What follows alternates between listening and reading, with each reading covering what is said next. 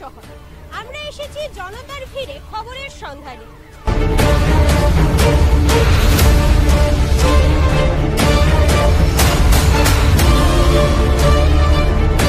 এখানে বাঙালি, সেখানেই ঘুরবে আমাদের ক্যামেরা। জনতার কণ্ঠস্বর হয়ে সদা প্রস্তুত থাকবো আমরা।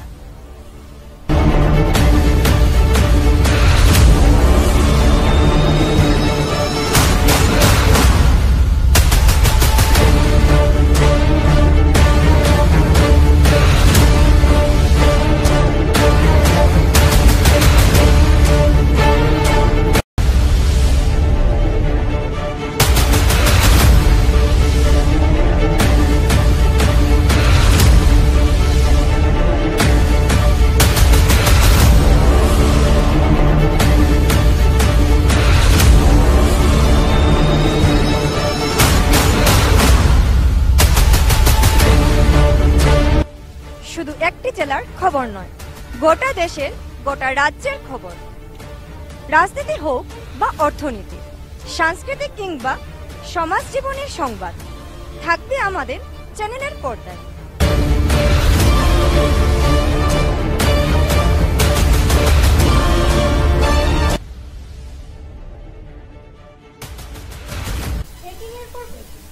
খবরের পর খবর থাকা সেই রকম খবরের সন্ধান নিয়ে আসছি।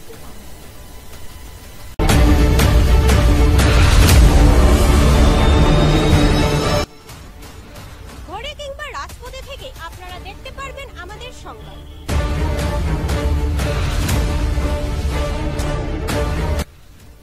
কারণ আমরা রয়েছি আপনার হাতে থাকা স্মার্টফোন কিংবা টিভির পর্দায়।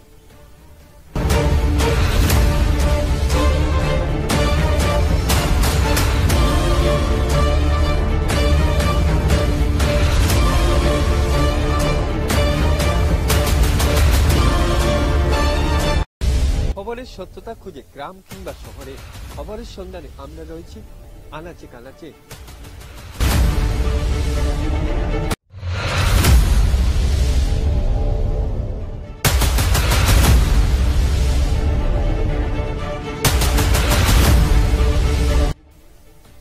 আমাদের ও আপনাদের প্রিয় চ্যানেল স্কাই 18 বাংলা এখন উপলব্ধ রয়েছে ডিজিটাল প্ল্যাটফর্মে, ফেসবুক ও ইউটিউবে। অন্যদিকে করিমগঞ্জ কেবল নেটওয়ার্কে, জিটিপিএল এবং বিটিএন কেবল নেটওয়ার্কে। ভিড়ের প্রাঙ্গণে, সত্যতার দুয়ারে আমরা সদাই রয়েছি প্রস্তুত সংবাদ সংগ্রহে।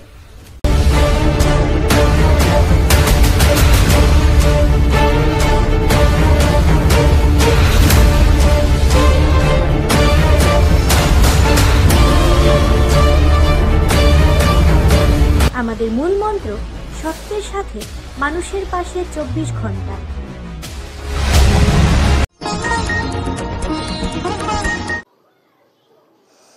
রীতিমতো চ্যালেঞ্জের মুখোমুখি পুলিশ নাকি, এমনটা প্রশ্ন উঠতে শুরু হয়েছে সর্বত্র। না হলে রাতের দিকে রাইডিং স্কোয়াড টহল দেওয়া সত্ত্বেও নিশিকুটুম্বরা থাবা বসাতে চাচ্ছেন না বাসভবন সহ মন্দির প্রতিষ্ঠান। শ্রীভূমি শহরের কালী মহাবীর বাড়ির মন্দির হানা দিল নিশিকুটুম্বরা।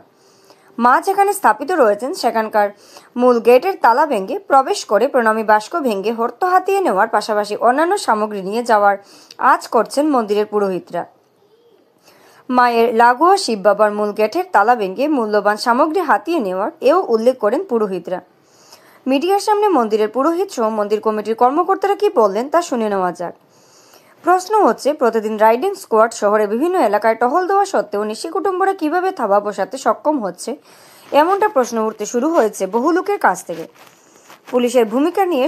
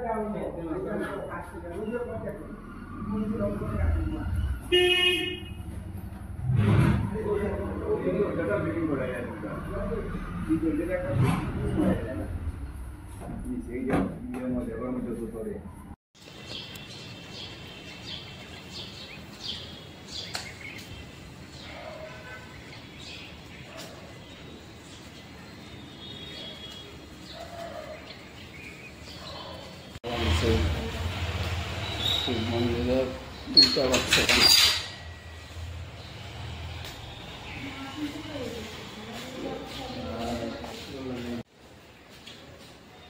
মাঝে মাঝে একটা মনটা নষ্ট করে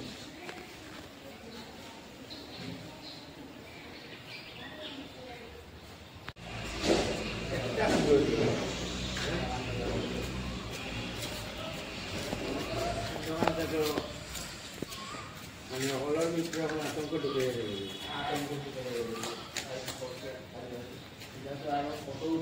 কতও বলে আরো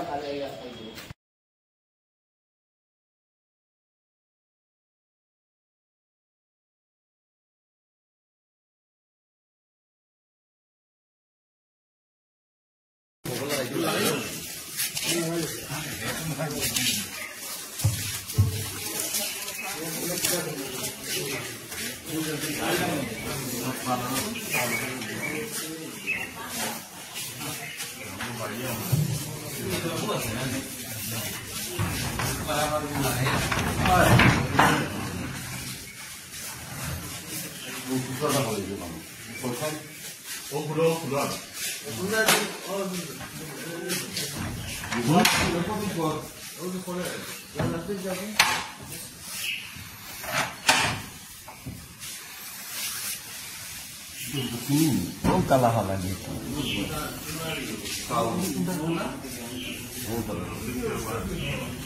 ওটাও কাটি লিখুন কালা এটা মানে এই লাইটটা নির্মলে বলছেন কালা হ্যাঁ এটা তো আমার না তুমি কইছো না না এটা করছি এটা পুরিয়া ভগানো বলিয়া ওটা কোন দিছি আর এই কি দাও এই রোড তারা তারা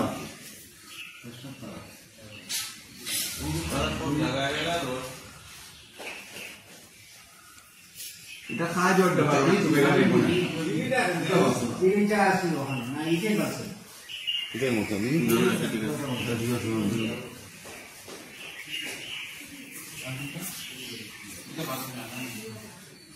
এটা দেখছো কি ব্যাংক আছে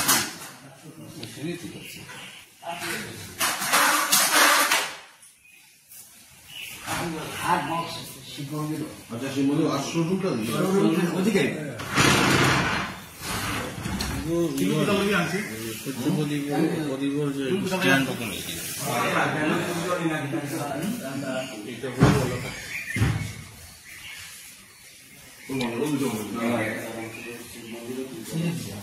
এটা বহুত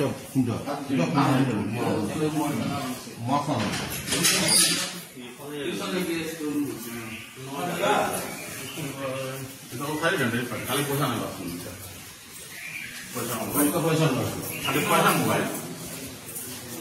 মোবাইল নিতে না আগে এখন মোবাইল না এগুলো তো হতেই গেছিল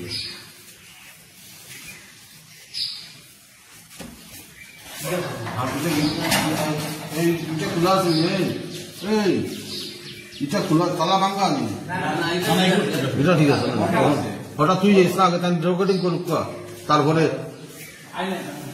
আমরা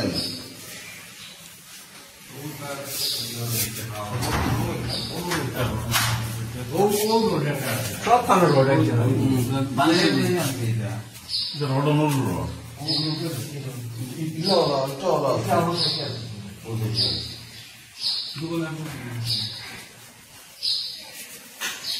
সত্যি রোডের মাথা দেখা করার রোড কি সুন্দর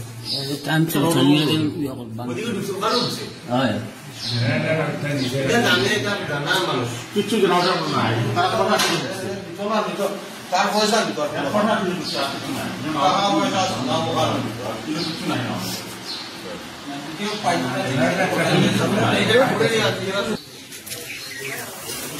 তালা তো ঠিক আছে না, তালা ঠিক আছে,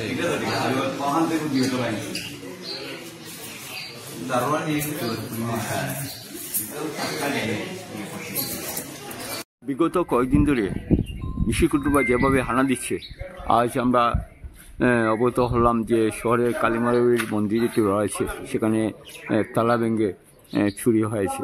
তো এই যে ওদের চুরি হচ্ছে আর পুলিশ বলছে রাইডিং স্কোয়াড দিচ্ছে, রাইডিং স্কোয়াড টহল দেওয়া সত্ত্বে যেভাবে চুরি ঘটনা সংঘটিত হচ্ছে, ইনি কী বলবেন আপনি?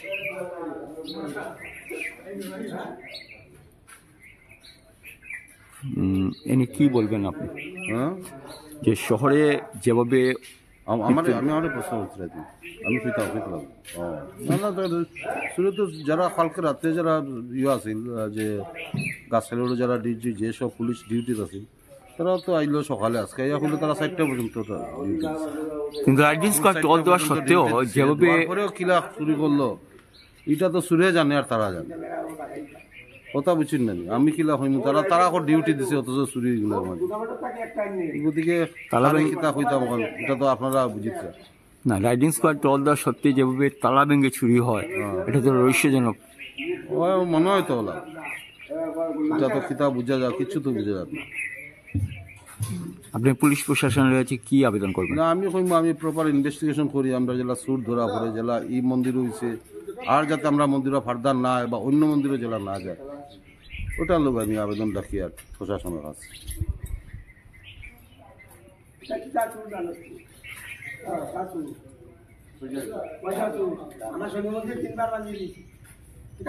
ঘটনা তো গত রাত্রি বুড়ি সেবা খাওয়াটা মসজিদ গাছের বাড়িতে এসে দরজা ভেঙে ভিতরে ঢুকে বক্সের যে কালেকশন হয় ওইগুলো সব ভেঙে গেছে। নগদ টাকা কি কত হবে? টাকা প্রায় আমরা মাসে 14 থেকে 15,000 টাকার মতো হয়। আরও বাকি কিছু চুরি হয়েছে, মানে শিব মন্দির, কালী মন্দির, মায়ের অলঙ্কার সবগুলোই তালা ভেঙেছে। টাকা ভেঙে আপনি কখন এসে দেখলেন যে আমরা ভোর 5টার সময় এসে কিন্তু প্রশাসন বলছে যে 4টা মতো রাইডিং স্কোয়াড টহল দেওয়া সত্ত্বেও চুরি হয়, এটা কি আপনার কেমন লাগছে? রহস্য ওটার মধ্যেই তো তারা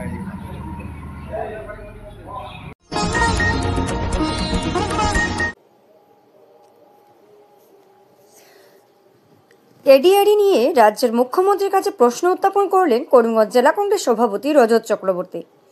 আজ ইন্দিরা ভবনে সাংবাদিকদের ডেকে এনে রজতবাবু সুজা সাফটা বলেন, এডিআরই পরীক্ষা হলো, রেজাল্ট বের হলো, কিন্তু বরাকের কতজন প্রার্থীর ভাগ্যে চাকরি জুটল এ প্রশ্ন তুললেন তিনি।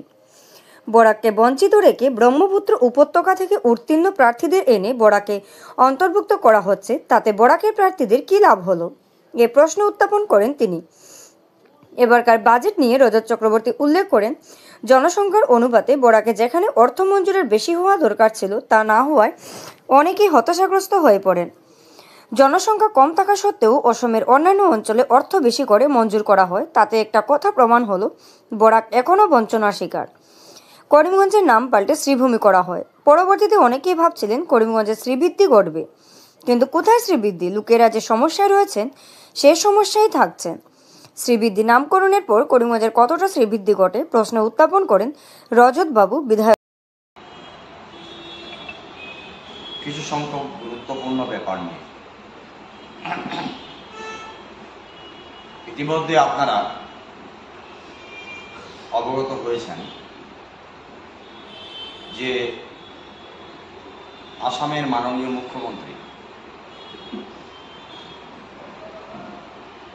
একবার নয় বারবার দাবি করছেন যে সমহারে 1,20,000 এখন পর্যন্ত আসামে ওনার নেতৃত্বে চাকরি প্রদান করা হয়েছে এডিআরইর মাধ্যমে। সমহারে বরাক, ব্রহ্মপুত্র, পাহাড়, বয়ামে একইভাবে নিয়োগ প্রক্রিয়া করা হয়েছে বলে উনি দাবি করছেন। আগেও আমরা দাবি করেছি যে মুখ্যমন্ত্রী এবং বিজেপির নেতৃত্বের যদি দম আছে, সৎ সাহস যদি আছে, তবে উনি এবং ওনার দল শ্বেতপত্র প্রকাশ করুন, white paper. let him submit the white paper before the people of Barakbari. Up till date, how many unemployed youth, boys and girls got appointment under ADRE? আরো আশ্চর্যজনক ব্যাপার হচ্ছে, লাস্ট যে ADRE রিটেন টেস্টের রেজাল্ট যেটা বেরিয়েছে, এটাতে আমি মাইক্রোস্কোপের ব্যবহার করেছি, কিন্তু মাইক্রোস্কোপ দিয়েও আমি I cannot able to trace out the number of selection, how many, কতজন এই রিটেন টেস্টে উত্তীর্ণ হয়েছে। এটা রিটেন টেস্ট, যারা এটাতে উত্তীর্ণ হয়েছেন they will have to face another oral test. তারপর আরো অনেক কথা আছে। তো আজকে আমার প্রশ্ন মুখ্যমন্ত্রীর কাছে এবং বিজেপি নেতৃত্ব যারা বরাক উপত্যকায় আছেন তাদের কাছে। মুখ্যমন্ত্রী 21-এর নির্বাচনে এসে বরাক উপত্যকায় বলে গেলেন যে বরাকের যারা খালি পদ থাকবে, শূন্য পদ যেগুলো থাকবে বিভিন্ন বিভাগে, সেই পদগুলো বরাক উপত্যকায় যারা আছেন বেকার যুবক যুবতী, তাদের দিয়ে সেগুলো পূর্ণ করা হবে।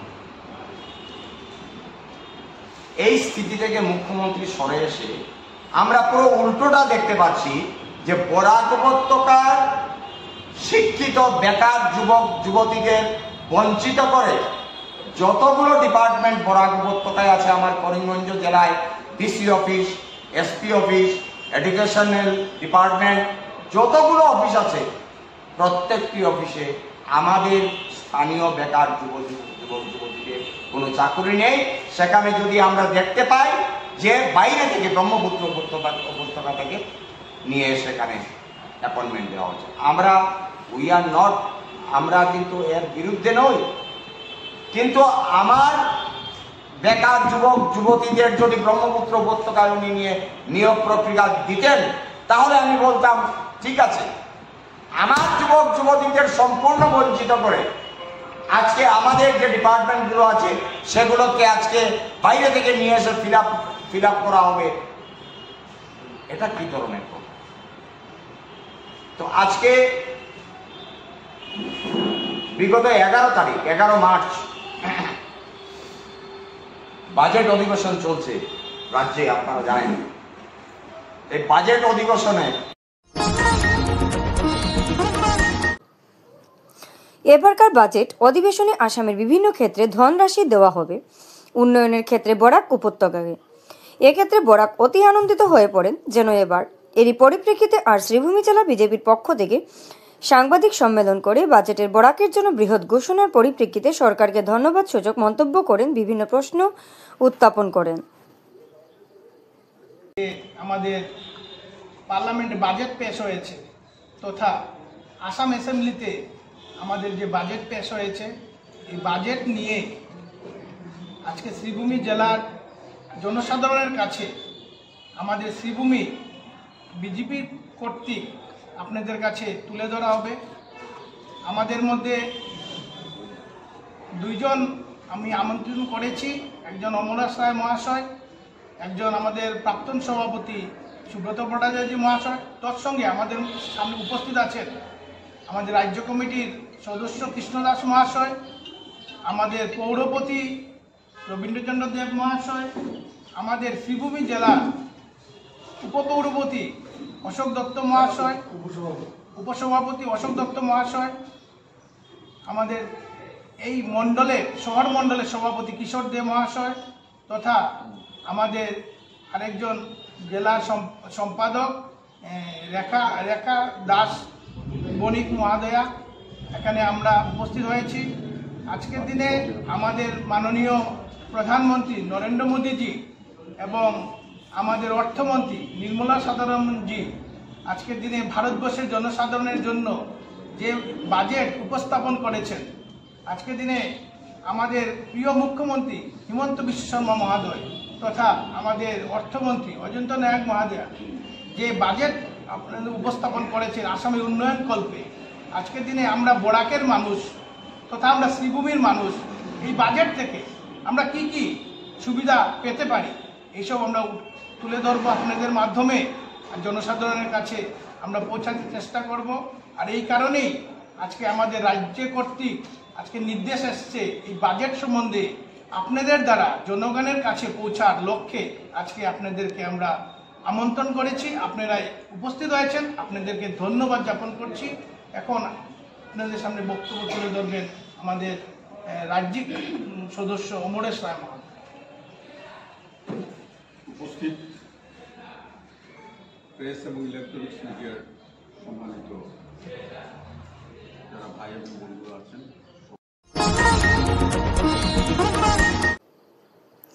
শ্রীভূমি জেলা সরকারি হাসপাতালে সরকারি কর্মী শাহাবুদ্দিনের বিরুদ্ধে মহিলা কর্মীর উপর শ্লীলতাহানি ও দুর্ব্যবহারের অভিযোগ উত্থাপন হলো। আজ তারই প্রতিবাদ দোষীর উচিত শাস্তির দাবি নিয়ে সরকারি হাসপাতালে হাজির হলেন শ্রীভূমি জেলার হিন্দুরক্ষী দলের কর্মকর্তারা। পরবর্তীতে তারা কি বললেন সংবাদ মাধ্যমে তা শুনে নেওয়া যাক।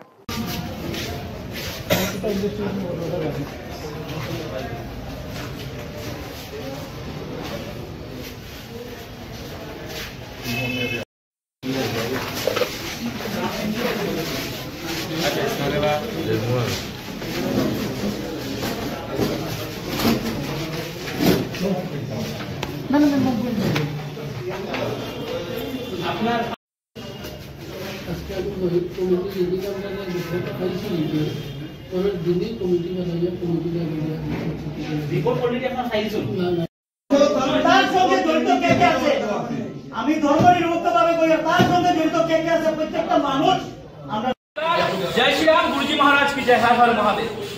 বিগত দিনে শ্রীভূমি হসপিটালে শাহাবুদ্দিন যেভাবে একটা মেয়েরে যৌন নির্যাতন করছে, তার পরিপ্রেক্ষিতে আজকে আমরা হসপিটালে এখানে আইছি।